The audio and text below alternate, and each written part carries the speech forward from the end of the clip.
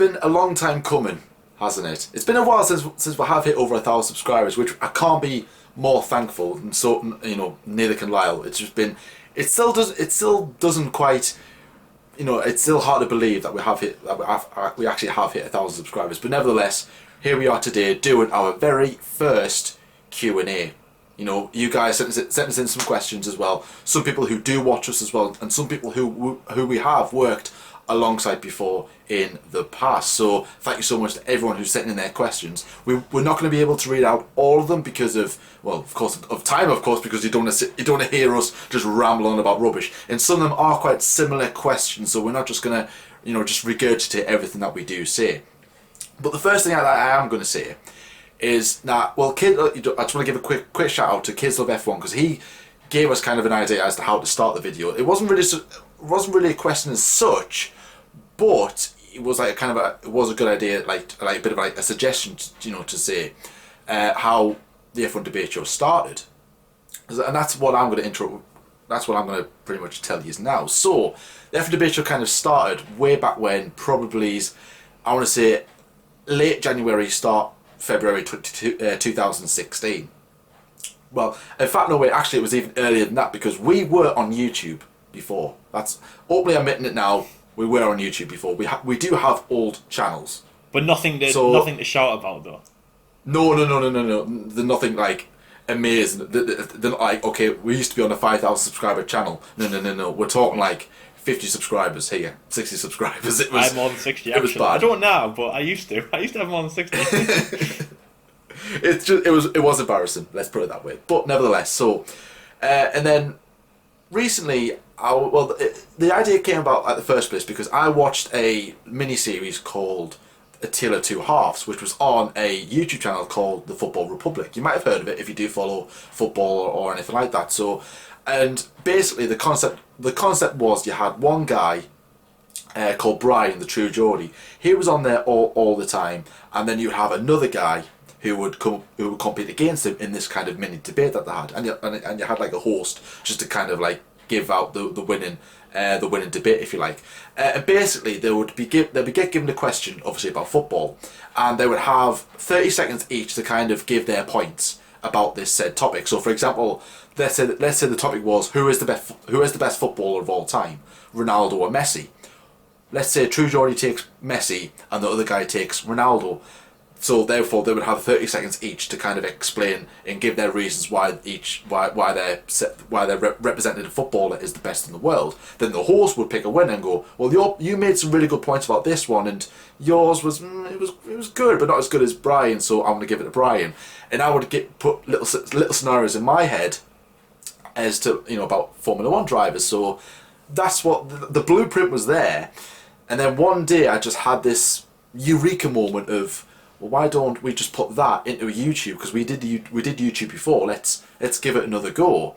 So, you know, we'll stop beforehand because of, you know, everything just got, you know, a bit too much, if you like, you know, just with work and school and everything like that. So that's how we kind of stopped. But then we kind of started it again by just thinking, well, let's just have another crack at it. And I thought, you know what? I'm gonna ask Lyle if he wants to be a part of it. Like have like a double act in YouTube, because I didn't see many of them, especially in Formula One, and I didn't know many people who did kind of, you know, face-to-face Formula One videos before.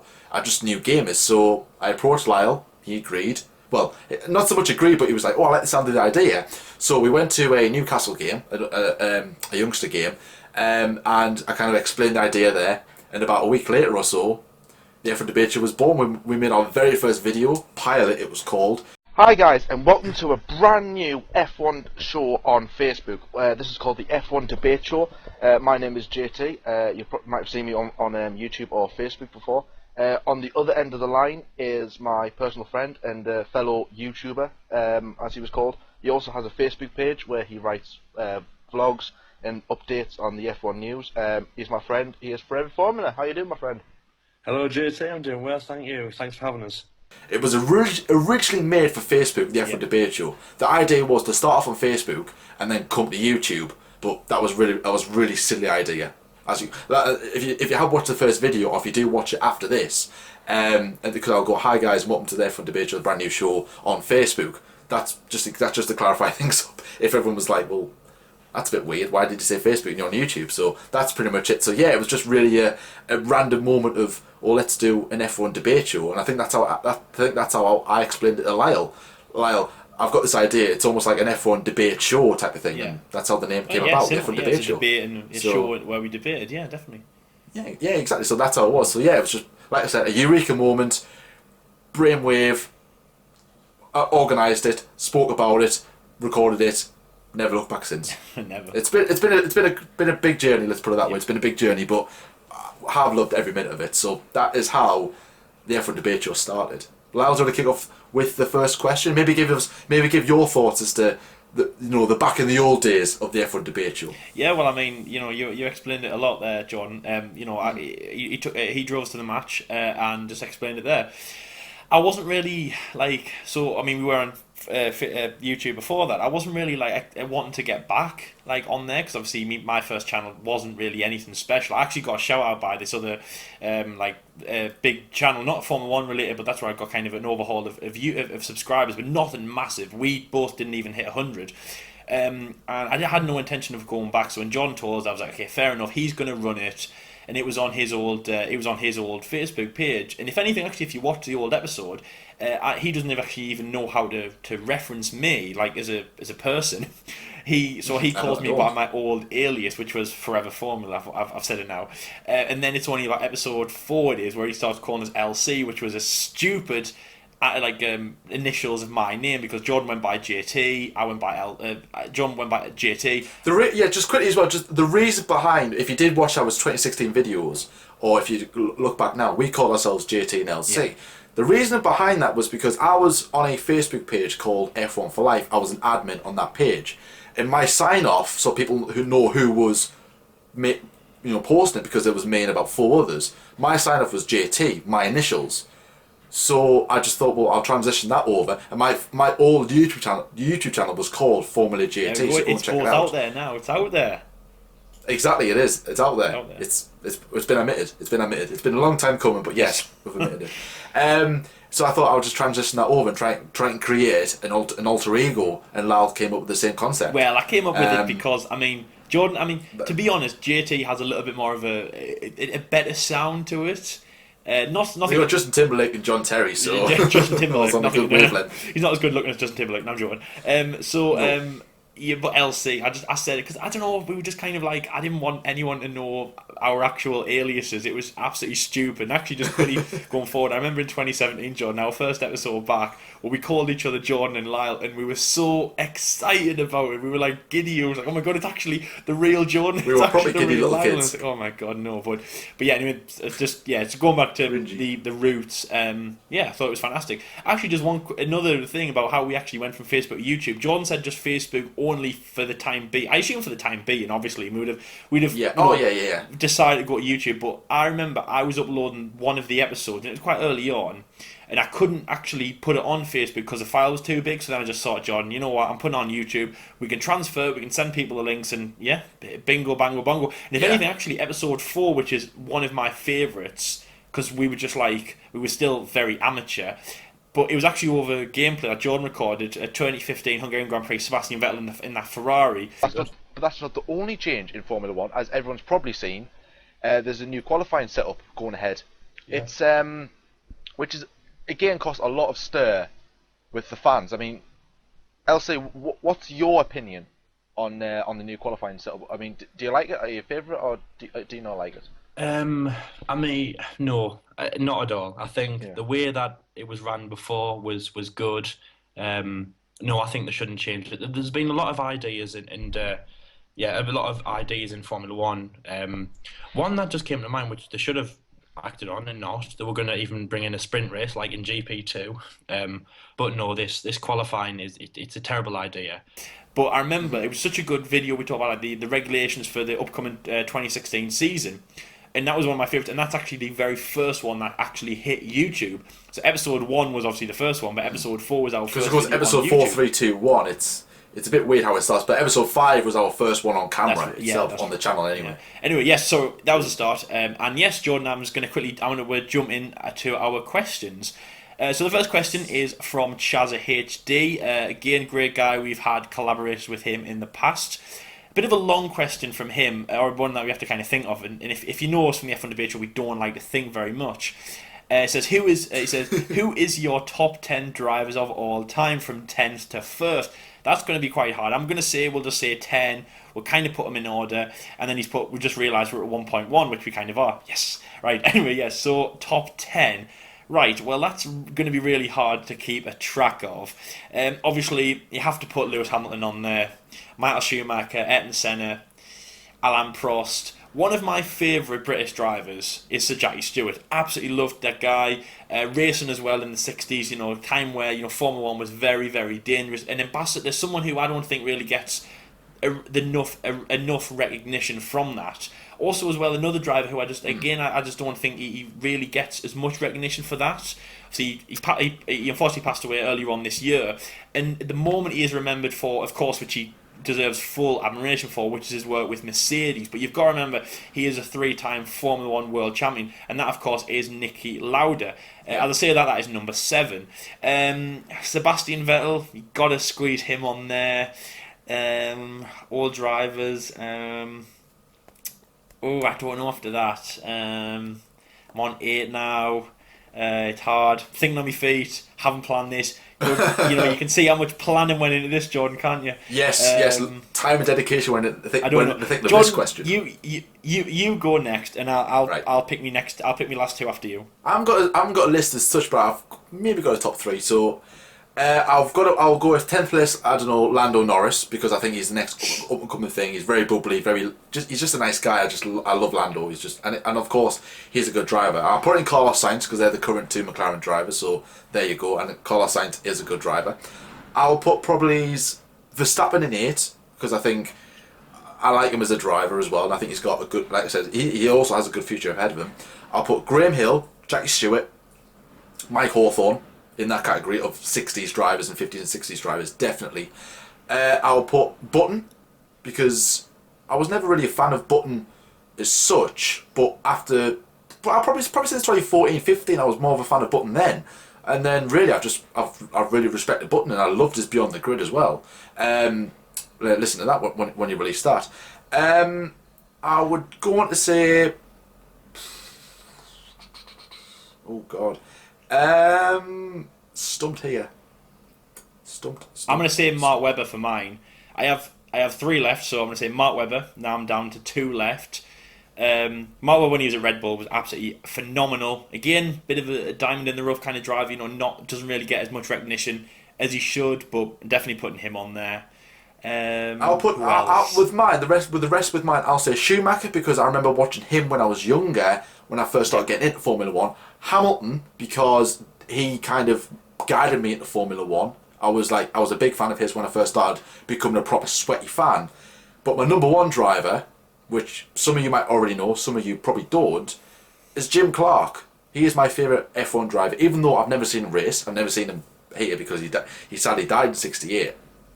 But I've just reading loads of stories about him and what his mechanics were saying and what other drivers were saying and how he raced, and I've visited the Jim Clark house before in Scotland, and it's just amazing.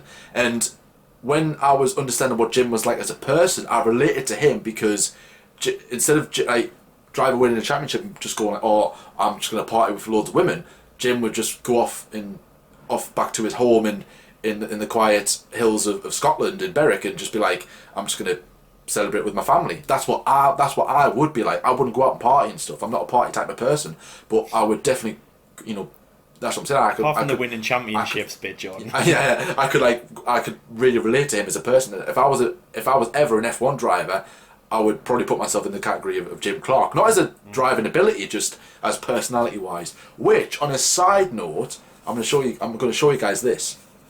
I bought this. I don't know if you can see it properly, but I bought this little poster thing about Jim Clark. Obviously, a picture there, picture of Jim, and a little signature there. And I bought this as like a 1,000 present to myself, 1,000 subscriber present to myself. So whenever I see this, or whenever people ask about it, they'll go, "What's that about?" I'll explain. Well, Jim Clark is my favourite driver, and I bought this when I hit 1,000 subscribers. So if the channel blows into flames tomorrow, I've always got this to kind of prove that we made it, kind of. But yeah, that's just a little side thing for you guys as well.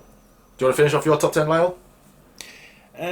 Right. So where was I? I've just said Mark Webber. So Yeah, I think two you more. said 8. See, just quickly going on to my favourite F1 driver. I don't really have one. I can't really. As I said to John, before recording, it's a very subjective kind of thing. It's up to you. Yeah. No one's, there. No one is. It's not black and white. I mean, it is on paper, for example. So Schumacher holds most of the records so far. Hamilton is going for it. So it's really, you could say it's between those two, but that's just someone's opinion. My opinion is, haven't got a favourite F1 driver. I think they're all great. They're all good in their own ways. So yeah, number 8, Mark Webber. Last 2, I'm going to pick some drivers from the current grid, and I'm going to say Charles Leclerc.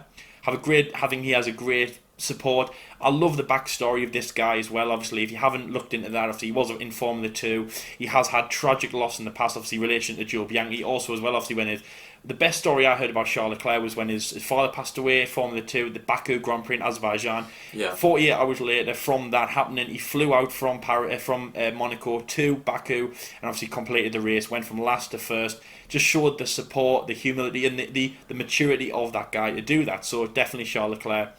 Last person, I don't know. It is a very hard one. See, I want to say Max Verstappen, but I don't know. Okay, I'm going to say Verstappen. I'm going to say Max because I'm obviously wearing Verstappen, so that would be a stupid thing to say if I didn't. Max Verstappen, definitely. But as I've said before, I'm more of a Red Bull than Verstappen fan, so as long as he stays with Red Bull, I'll stay with you, Max. So there we go, John. There's my top 10. As I say, we didn't make any note of that, so that was quite hard to do on our feet. So we'll into our next question. So our next question comes in from Dan from F1E Reviews. Now we recently did a video with Dan. Go check it out. I think that video might come out after this or might be before this. I'm not too sure. But when it does drop, or if it has dropped, go and check it out. And our latest episode of F1 YouTube is Decoded. And go and check this channel out. Go and check this channel out as well if you haven't. I will be surprised if you haven't. He comes in and says, "Congratulations once again, team." Thank you for that. About the 1000. He says his question is, "What is your most enjoyable video you have ever made, and what is your most difficult video you've ever made?" Now I'm going to start. I'm going to start this one. I'll start this one off, and I'll give my both of them. The most enjoyable one I would say would be probably the Christmas specials when we do the awards. So anyway, guys, here are the nominations for a Rookie of the Year.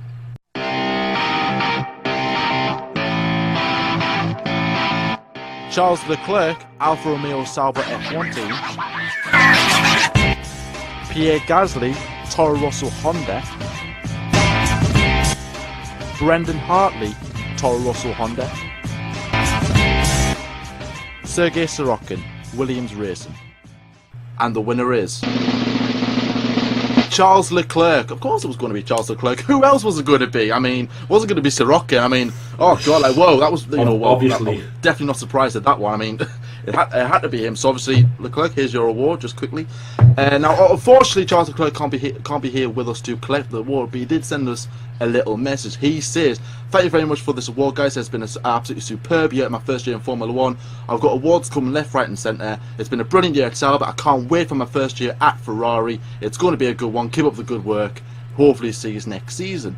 I like it how he said, "Yes, see you next season." So there's the first award awarded to Charles Leclerc for Rookie of the Year. Now, because it's now I love Christmas. I'm a big Christmas fan. I love the music. I love the films. I love the just the whole time of year. I love it. I absolutely love it. And like the season's over, right? You're a bit down because of that. And it's like it feels like end of term as well. Like when you're at school, like we're doing the final video of the year. Once this is done, we can just relax for a little bit, enjoy the Christmas.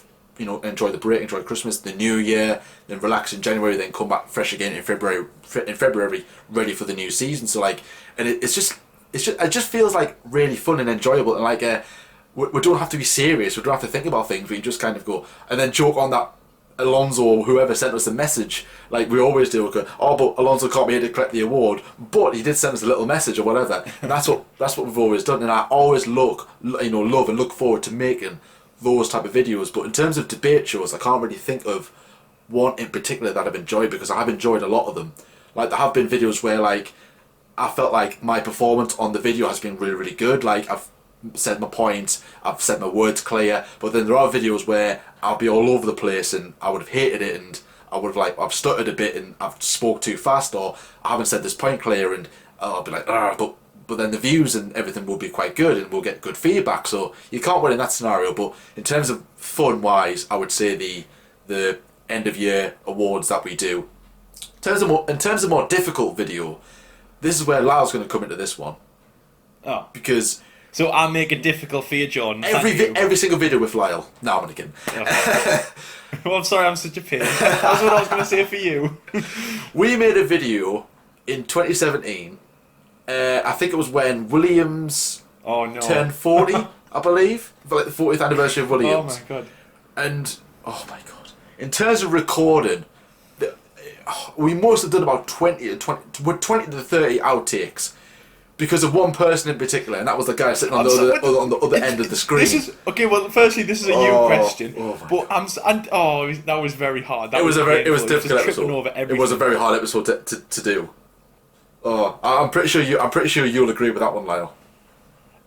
Well, I mean, you've already stole it. John, just quickly, just so on taking me out of it, what is your, like, what would you say? Not for you recording, just like, what would you say was just the hardest video to, as you've just said there, you know, like, to render, that we had to do it again? Well, I would say, well, in terms of, I would say recording personally, I would say it was that one because that was very exhaustive. But in terms of editing as well, would be our 2018 driver predictions, because I spent about 5 hours editing that video whilst watching a football match in the background. Okay, right. This is the last go, Honda. This is the last shot, right? Chance.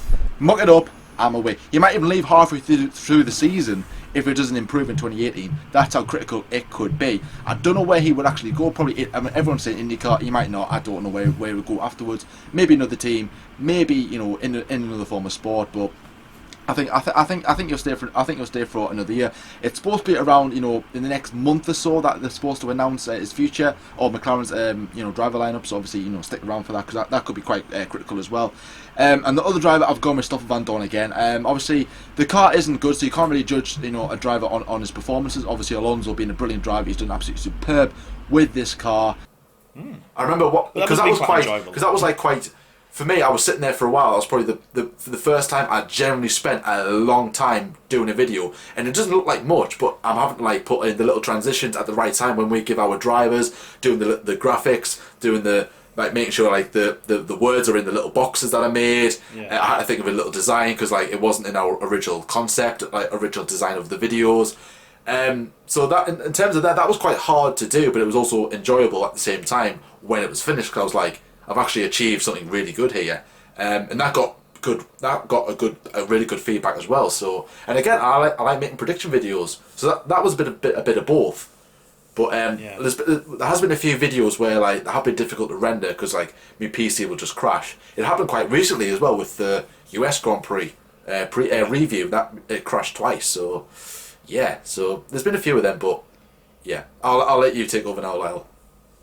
Well, so my favourite, I mean, firstly, every video that we've done has been the best, has been my favourite, has been the best to record, the easiest to record. Actually, no, not the easiest, but it's been the best to record. It might have been a long struggle to get there, but it's been, you know, amazing. So all of them. But my most favourite episode, looking back now, is, now I thought Jordan was going to say the vlogs. I thought he was going to go that way because we're not just, you know, sitting, we're not just talking about F1, you know, we're out in the field. I mean, sometimes we haven't been at F1 events, but most of the time we have. Obviously, Silverstone and Monza. And obviously, the big thing is Lewis Hamilton. You know, he can't, obviously, as Jordan mentioned last time, you know, 69 pole position he could get today. They beat him as all time, you know, great. And the thing is, well, I mean, obviously, he matched it last week, and he only matched Ayrton Senna in Canada, which it gets me like he's going to match two legends in the same year. Obviously, it's fantastic, and obviously we know that he loves incredible. That. Yeah, because he got that helmet off Senna as well, so that's really exciting.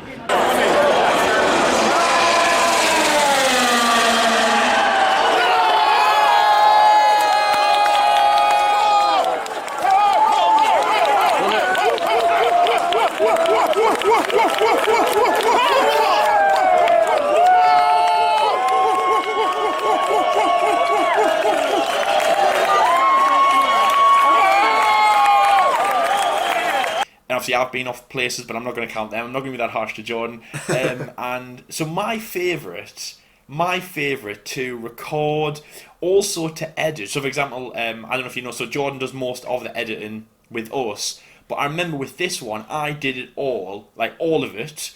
We did it in the hotel room after we got back, before we had food. It was absolutely incredible. I was very pleased with myself for doing all of it. So no help from him, who just sat with his feet up. And that, of course, is the Italian Grand Prix vlog, day 1. So obviously we split it into 3 days. Day 1 was the longest video. It's actually the most viewed video as well, where we actually start off showing our journey to the airport, flying off, going through Heathrow Airport to Milan, going to the hotel, going to the track. Amazing. And you know, that was so fun to record because we'd planned that for so long. I remember meeting up in Newcastle months beforehand, like literally January. We had a plan for the vlog, we had a plan for everything. And we met up, it all went like perfect. The recording went perfect. Obviously, we absolutely loved being at the track. We split the time between me and him on who was recording it all. Then I edited all on my computer. It took about, I mean, it was a hard like an hour that I spent doing it, because again we had to transfer all the files. But it was so fun. Afterwards, we went off to get an Italian McDonald's, so very cultured food. And then we just literally watched TV whilst it was rendering in the background. It was ready for the Saturday morning to upload. It was so bliss, from the editing to the recording to obviously, and also being in Monza. So that was definitely my favourite video. My hardest video to record and edit and all of that. You know what, Jordan? I'm going to go out on a bit of a limb, and I'm not even going to count a video that we even made. I'm going to count a video that we tried to make, and you might know what it is. It begins with B and it ends with week.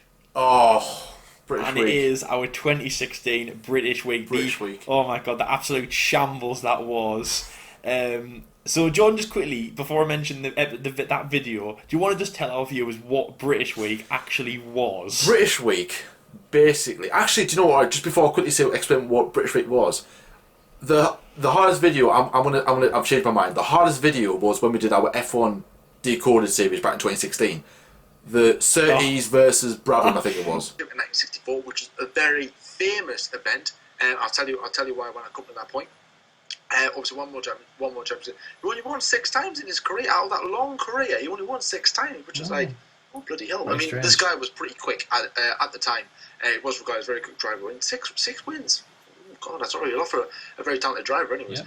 Oh my god, that was horrible, horrible video. That's the worst one. Yes, not the one. Probably the Williams one was probably mentally struggling. But in terms of my overall performance, that one, I was terrible on that one. I didn't have a clue where I was at. British Week. British Week, yes. So I had a bit of an idea. Like I try and think of like unique ideas and stuff like that. Want to get the ball rolling with our channel, and just for something different. I came up with this idea called British Week, where basically we would do a video every single day on the lead up to the British Grand Prix. This is our first year on YouTube, by the way. So the first 4 days went pretty well, didn't they? I think we had like best Grand Prix in Britain or whatever, British drivers and all that. Best four British Grand Prix went so amazing. I actually really liked that episode. So I was actually thinking about it the other day. So we did like two. So I think John did the 2008 Grand Prix. I did the 2013 Grand Prix.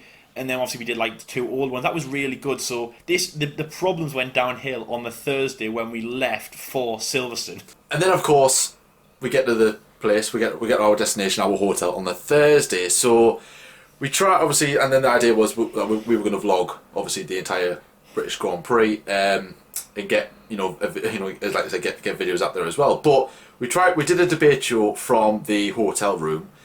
We did it. I think Did we do it Thursday? Was it Thursday night or was it Friday night, Lyle? The Friday. So we'd spent a long day at the track where we bought all this new gear to wear, all the gear, no idea. I remember, Jordan. We sat right. So actually, right. This is the episode, guys. This is the episode. So we sat.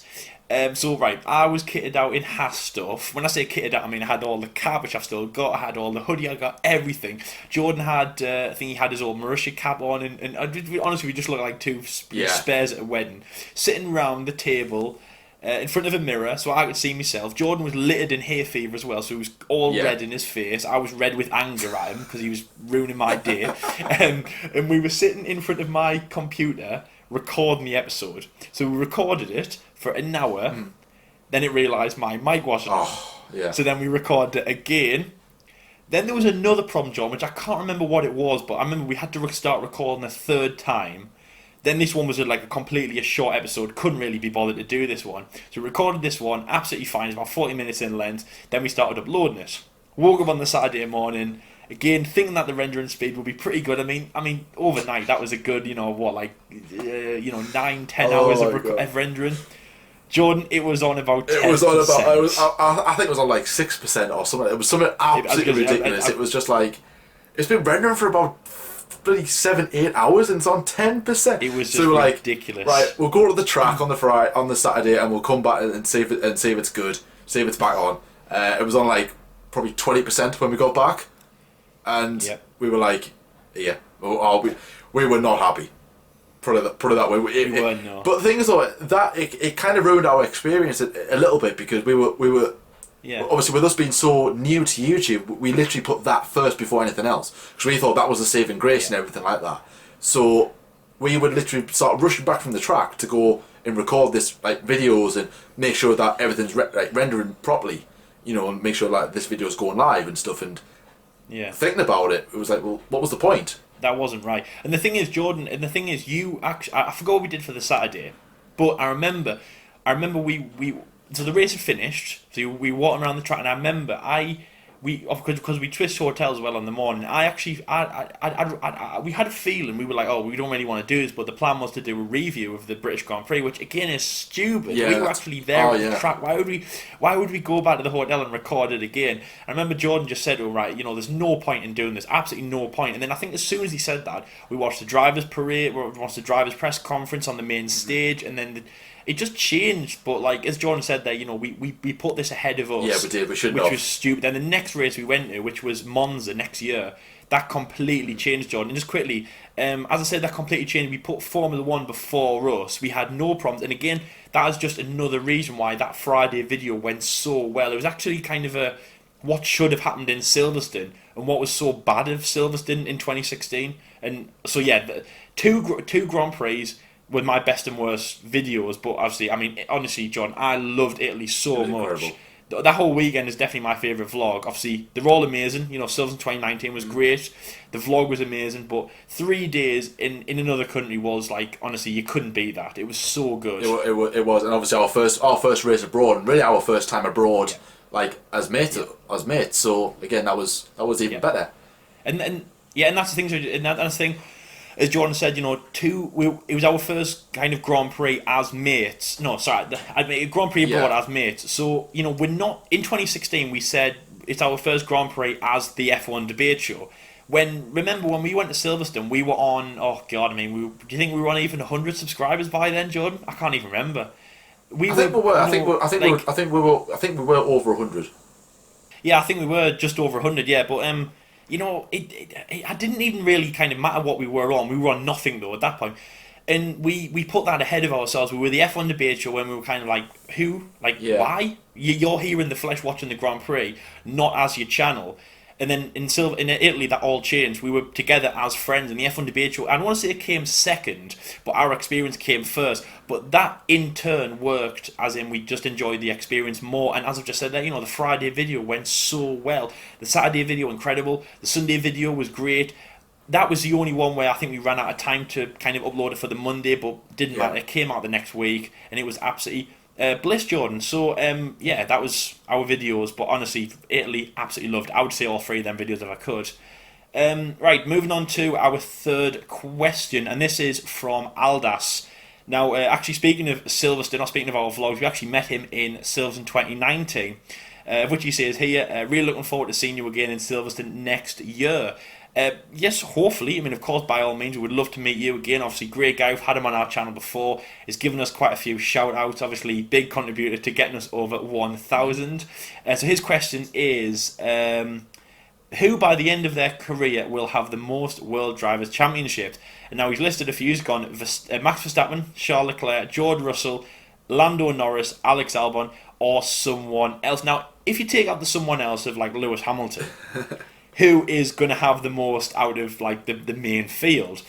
Now, the thing is we don't want to say how many Watt will have, because I reckon that before, Sebastian Vettel kind of hit 2010, before Lewis Hamilton hit 2000, actually no, before Sebastian Vettel hit 2010, I bet you people were saying he was going to win no world championships. Same with Schumacher, same with all this. So if I start saying that Verstappen's going to win, 10 and all that because of his potential, and he doesn't, then I'm looking like a bit of a fool. Now, I mean, of course they have they are the Formula One, the greats of Formula One. The only thing that I would say is really guaranteed is that they are going to be the future. We are watching the future. These are 22-year-olds, 21-year-olds, 19. I mean, Lando Norris he's 20 now. The US Grand Prix was his last Grand Prix where he was actually a teenager. He's either 20 or still 19. But 20, yeah. The first race as an actual adult, he'll be 20 years old for the Brazilian Grand Prix. So out of the list that he's just given us, Jordan, I'm going to say probably Max Verstappen. And the reason is I just find he's just more of a kind of a better driver that you can kind of rely on. But obviously, the team that he's in at the moment, don't think that could really give him the World Championship win in car. But I mean, to be honest, Jordan, Aldas, all those drivers in front of you, I think that they could all possibly get World Championships. And if we're talking about a more competitive grid, going forward, then I would love for Verstappen to have one, Leclerc to have one, Russell to have one, Norris to have one, Albon to have one. And then it resets, goes back to Verstappen and goes to Norris and then forward and stuff like that. So I think it'll be a great fight, but I'm going to say Max Verstappen. So Jordan, out of the list that he's given you, Verstappen, Leclerc, Russell, Norris and Albon, who do you think will have the most World Championships? I think because of the competitive nature and how young the drivers are, I think we're not going to see one. I don't think we'll see one particular driver dominate like we have seen with Vettel and Hamilton in recent years. I think the World Championships, hopefully, after 2021, will spread between other drivers. And I think Leclerc will get a few, Verstappen will get a few. Certainly, Albon, possibly, I don't know. Norris, it depends. Well, especially for Norris and Albon, it'll depend where they are in their future. They might be at the wrong place at the wrong time. They might, or like McLaren might be back at the front, or they might be back, all the way down at the back. Albon might get kicked out of Red Bull, like we have seen with Gasly and Kvyat and everything else like that. So Albon, I don't know. Norris, there's potential, but I think it's too early. I'm looking at. Do you know what? I'm going to say Russell. Right now. It's going to be. I would say Verstappen, yes, but he's still not consistent. He's still driving little snippets of immaturity, which will cost him in championship fights. I think Verstappen will miss out on championships because of being so immature, and that'll be the difference between him being a 5-time world champion, to a 2-time world champion. That's what I think the level of risks he would take. He would try something daringly where it'll just be, if it pays off, he'll look like a legend, and if it doesn't, he'll look like a complete idiot. So that's the kind of guy I'm getting the impression of. He's quick, but he's not stable there. So I think Verstappen, not so much. Russell, it's very, at the moment in time, it is hard to kind of say where Russell stands because he's in a Williams, but from what I've seen in GP3 and Formula 2, he's very smooth, very calm, very just gets about his business. He's very he is like a young Hamilton, not as good as Hamilton, but that kind of like aroma, if you want to say. And I think Russell's got a good future ahead of him. Put him in that Mercedes. Yeah. I think he'll excel, and I think there's a good battle between the likes of him, Leclerc, and Verstappen for world championships. I hope Norris will be in there with McLaren, but let's see how it goes. But I think it's close between Leclerc and Russell. But I'm going to take a risk, and I'll say Russell. I think Russell. Well, I'm going to say Russell will have 3. The thing is, if Russell gets to Mercedes, I think if Russell gets to Mercedes, because we've never seen, as John was saying, we've never seen the potential of George Russell in Williams. Formula 2 we did, but again, remember, it's not Formula 1, so not many people were paying attention. Thankfully, no one's writing him off this year. Actually, just one quick thing. I was actually thinking that a lot of people will be thinking that he's not a good driver because Williams aren't a good team anymore. I'm glad people are giving him the benefit of the doubt, remembering that he was a test driver with Mercedes and he has got potential. And if he is in that Mercedes seat in a few years, which I hope that he is, there's no messing around with him. I hope that he jumps in as soon as he can. I have no doubt that he will be a strong driver, because I watched him in Formula 2, and I went back and obviously watched him again, especially when, I thought that he hasn't given the limelight he deserves at Williams. And he was such a formidable driver. So if he's in that Mercedes seat, then yes, he will be a very dominant force. I'll be very excited to see what he can bring. Yeah, can't wait for the future of Formula 1. Of course, let us know, who do you think out of those drivers will win the most championships? And then of course we should respond to them. So the next one is coming in from Kids Love F1, a big fan of our channel. He's been around for quite some time now. He always comments on our videos, tweets us. Great guy. Go and check out his YouTube channel if you haven't already. And he says, a bit of a personal on this one. He says, "What do you guys do outside of F1 YouTube?" Now, I'm presuming he means away from what we do here. So, not much is what I'm going to say. No, I'm not going to lie. But obviously, I work on the side away from this. Obviously, this isn't a full-time thing, of course. I wish it was, but not yet. I work 5 to 6 days a week, and if I'm not working and I'm not doing YouTube, I'll be watching football. I'm a big football fan.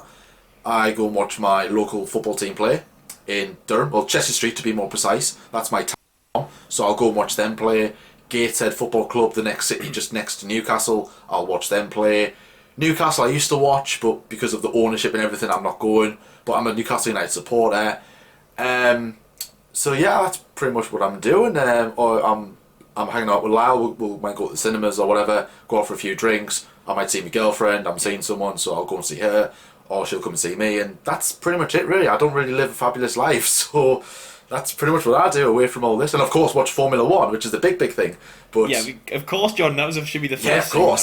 So yeah, that's pretty much me, as in a nutshell. What about you, Lyle? What do you do outside of YouTube?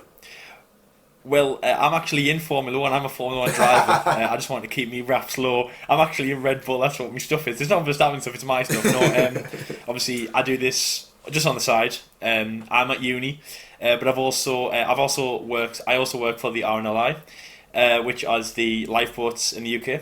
I've also had a few other different dive jobs. Last year I worked for this company that obviously did the campsite for Formula 1. So kind of just, this and that and the other, stuff like that. I'm still at uni, so I'm hoping to get my degree, which will give me a better chance of getting a more stable job. I'd like to work abroad, but obviously with the F1 debate show, depends what road we can go ahead with. Obviously, again, like Jordan on the side, watch Formula 1. Yeah. I also go to Gateshead games with Jordan. I go to the Newcastle games, so I'm going to the one this Saturday because I still have belief in the team. It doesn't matter about the owner, it's all about the team. That's obviously the most important thing. He's been in charge for 10 years. We're not going to go on to him, actually, no, forget that. But yes, team comes first. Again, just going out with Jordan, on the set, cinema, things like that. And then, just watching Formula 1, watching other different sports. I like American football, things like that. So, that's how I fill my time. And just doing research for this, which obviously is great. I'd like to make it more of a full-time thing as well. Obviously, we're not getting paid or we're making very little money. But that's not about that, not about the money, not about the fame. We'd do this even if you had 10 subscribers. See, I would love to make this a full-time thing. But what you said there about preparation as well, because Kids of F1 asked 3 questions. So I'll bring in the next one just quickly, because he asks, do you do any preparation or research for your videos, or do you guys just say what's on your mind? So, well, we do research. It depends what it is. It depends how quickly news breaks. So, like, let's say because we always record on a Thursday night, mostly Thursday nights. So we edit the Friday, upload the Saturday. So let's say a story breaks Tuesday afternoon, we'll do a bit of research into the story, but then we'll record the Thursday. But if a story breaks on Thursday morning, or even Thursday afternoon when I'm at work and I get back home and I see the story, we'll have to quickly record and just give our instant what we think reaction. And then research isn't as much; it's more about opinionators. That's what we pretty much do. But other than with Kids of F1, because obviously I think that he writes some kind of script or something like that. Yeah. In terms of how we actually speak on camera, we have a few notes in front of us, but we don't know, not at all. We don't speak we don't speak off the script or anything like that. It's just everything that we want to say. So it's just all of our opinions, and we do get facts wrong and stuff like that, and obviously we do get speech wrong and things like that. And we do talk quite fast and things like that, but I mean that's just us. Is, yeah. And I actually think I would struggle if we read it off a script. So yeah. So I mean, at the end of the day, we do facts as Jordan said, but we do just talk as we would talk. I mean, we've said it before, and we'll say it again. This show is no change to what me and Jordan are like when we're together. So for example, like when we go out, to the cinemas or whatever, or to the game or whatever, we just talk like literally we do like on this. So no different. And we'd literally just, the only reason is that's different is because obviously we're on camera, talking to you guys as well. So yeah, just when we get the ball rolling, there's no stopping us, Jordan. We do talk a lot, I must say. We do, like what we're doing here. We should be going through these questions a bit quicker, but we do like to get our story across as well, because that's what we like doing. I think this is the perfect thing for both me and Lyle, because we're quite similar on that. We do like a good natter, don't we, Lyle? Yeah. Yeah, which means talking. Yeah, sorry, I'm using Johnny Slap. So we like to talk a lot, basically, yeah. Next question, Lyle. Yes, next question, right. So the next question comes in from F1 Fanatics. Again, a very good channel. We're very, very close with them. Actually, we've just recorded with this with the guy Mike, so it's a very special video coming to you guys very shortly. Or I might have already dropped. To check out their channel for obviously more of their content. And he says, so his second question is very similar to the first question I said, which is the top 10. So I'm not going to read that one out. But the big question that I like from them is, what do you see for the future of your channel? And what's the dream of your channel? So what's the overall dream of your channel, the F1 Debate Show? Now, I'm just going to quickly answer that first. When we launched the channel, we didn't really have a dream in mind. Again, just going back to 2016 Silverstone, the problem is we thought back then we were, the bee's knees, and we thought we were, 10,000 subscribers, we were the best. And that's why we could do all the videos, and that's why we were amazing. I remember we even used to joke on about F1 Debate Show merchandise and meet and greets, and we do still joke on about meet and greets, but that's only a joke. Yeah. But back then we actually thought we could get them. We thought we were the brown stuff found in the toilet. We thought, just to explain on that, there might be a big group of people. We might be just walking in town. There might be a big group of people of 50 outside a nightclub or whatever, outside a park, and then we'll go, oh look, it's F1 Debate Show meet and greet, just as a bit of a laugh. We always do it, but but it's a bit of a laugh. But in 2016, we actually thought that was us. I mean, we were the brown stuff you find in the toilet. We thought we were the best.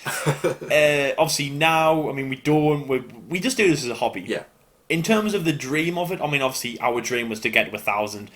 Amazing, because obviously we were that's a massive milestone, to finally reach.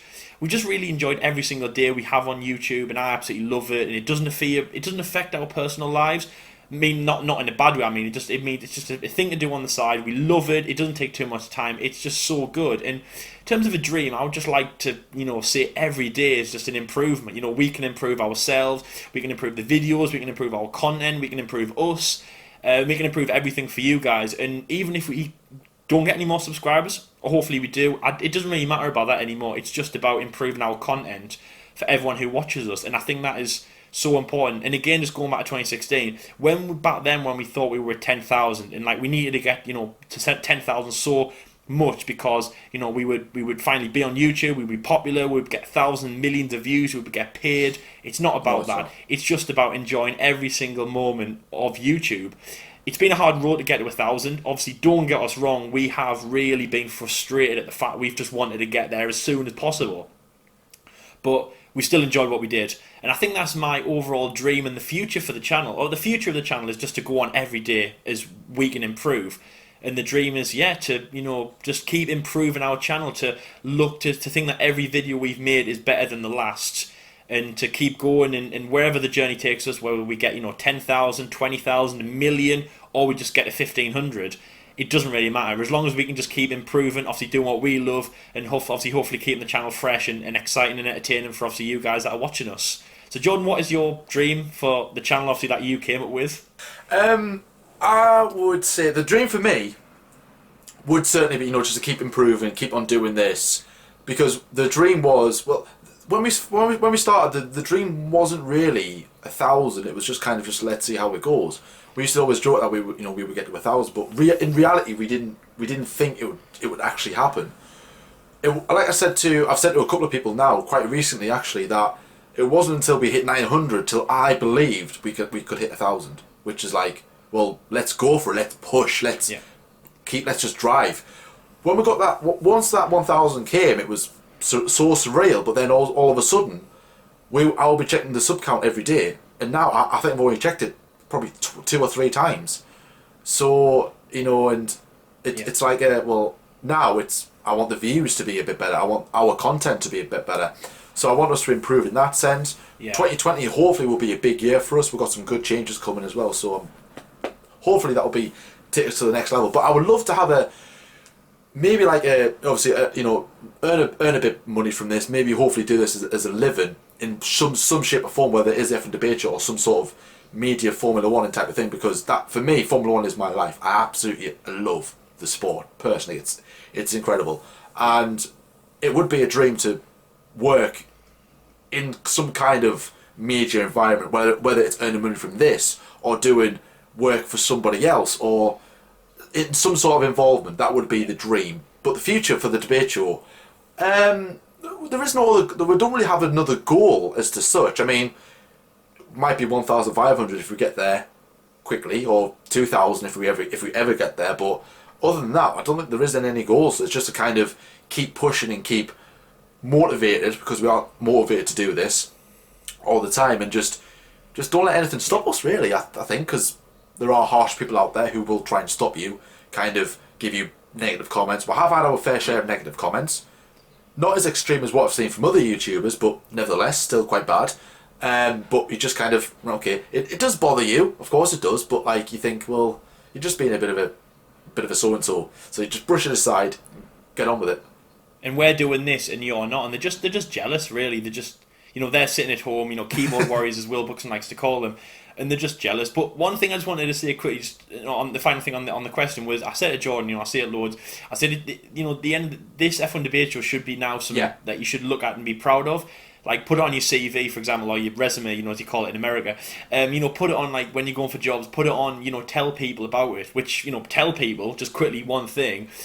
Jordan, I mean, I would never tell people about the F1 debate show. They would have to pry it out of us. And every time someone found out in whatever job I was doing, I would get so embarrassed.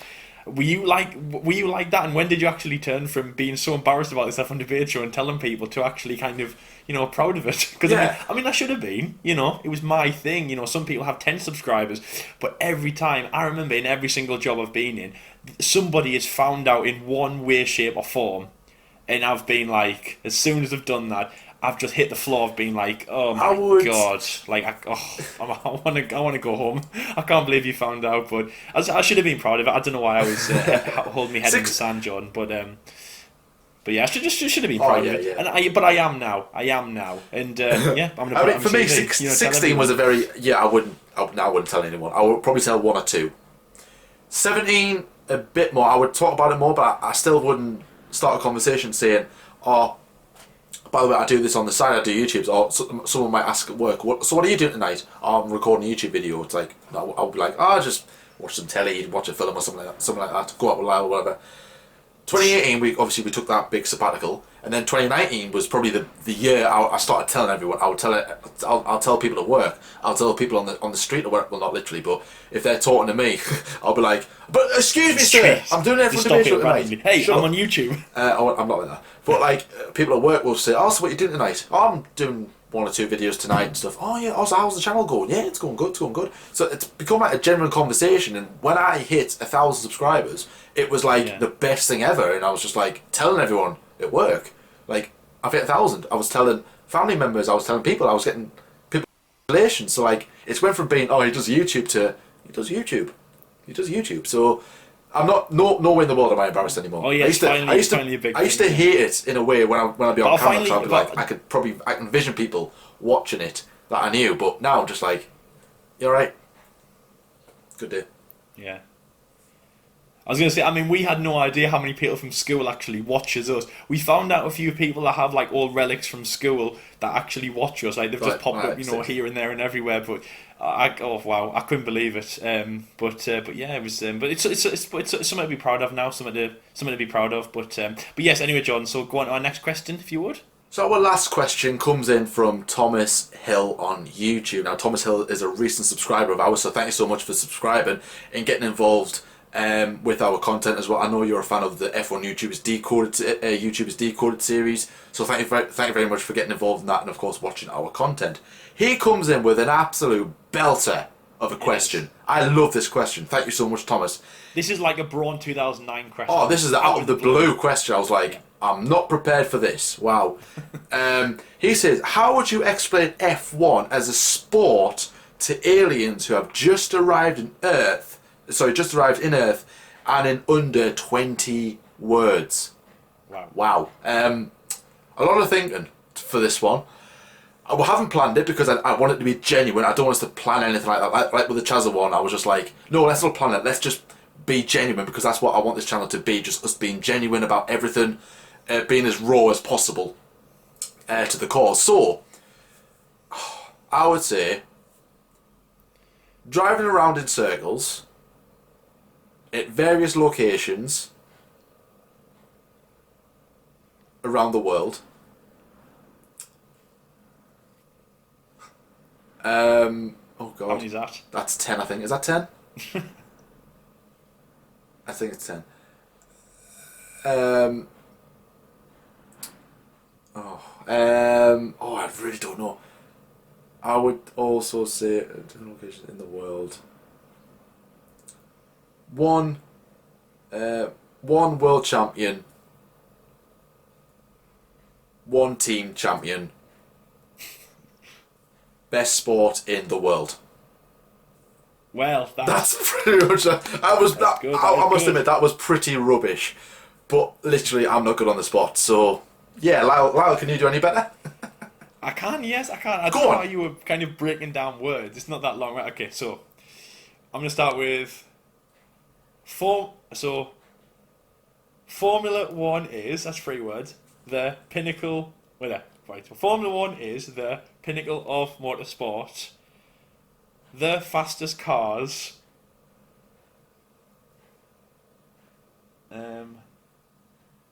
One champion of the world. Best sport in. Best sport in the. Best sport in the. That's it. Brilliant 20 words. Okay, best sport in the. Best sport. No, best sport in world.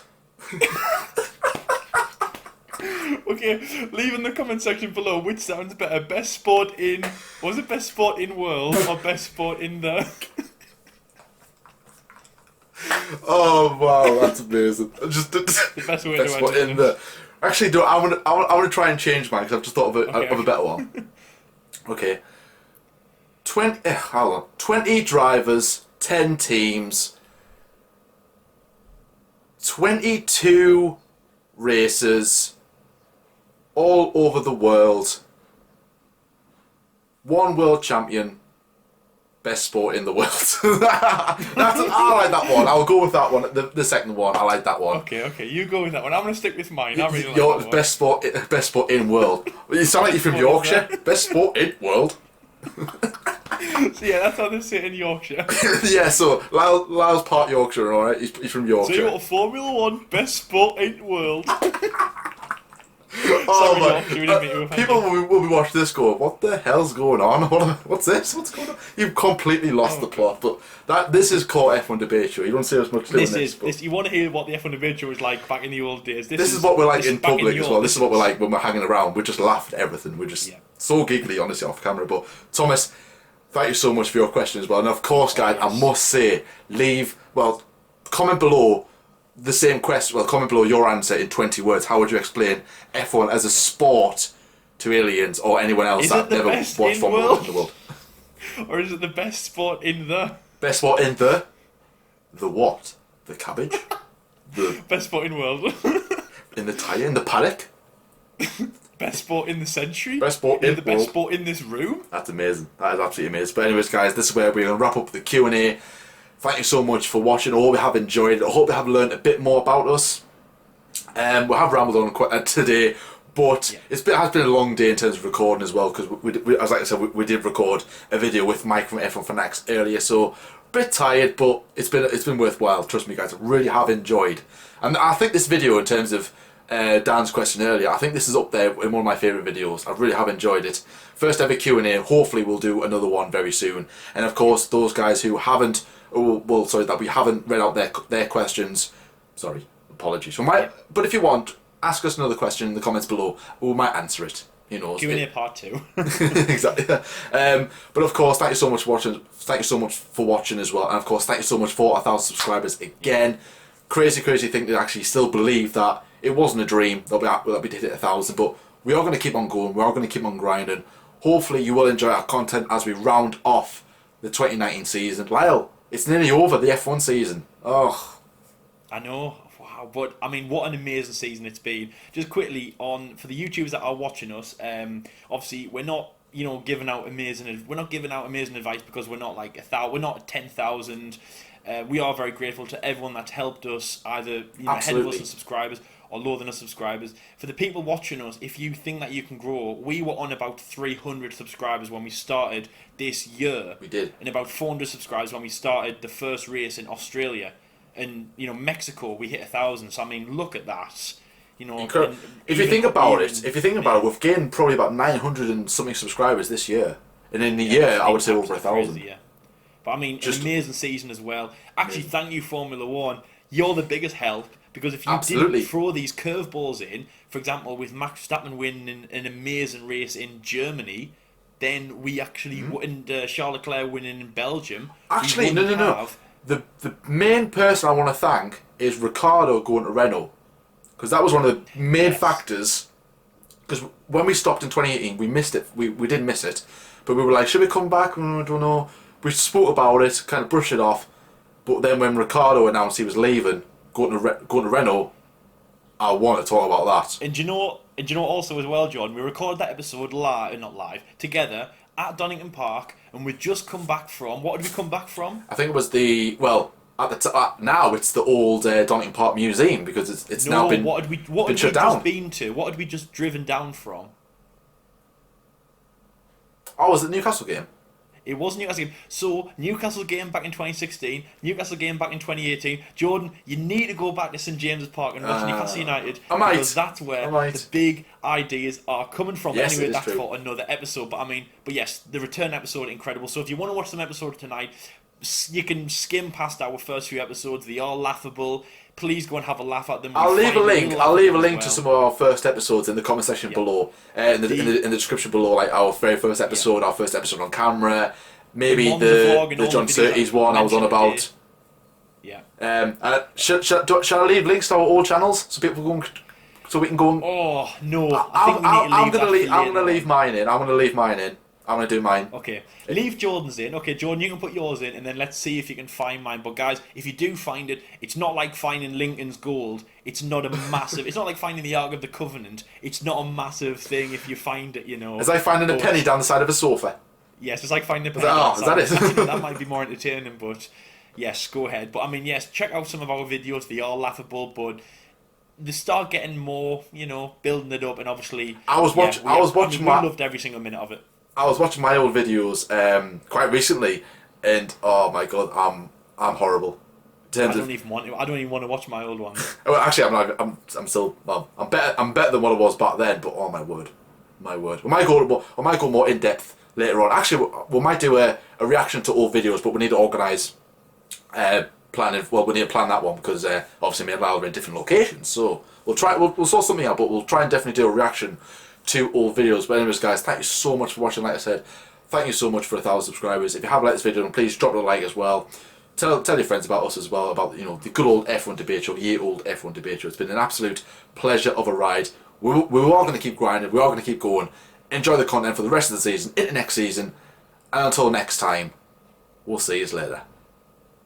See you later, guys. Thank you for 1,000, and we look forward to the next 1,000.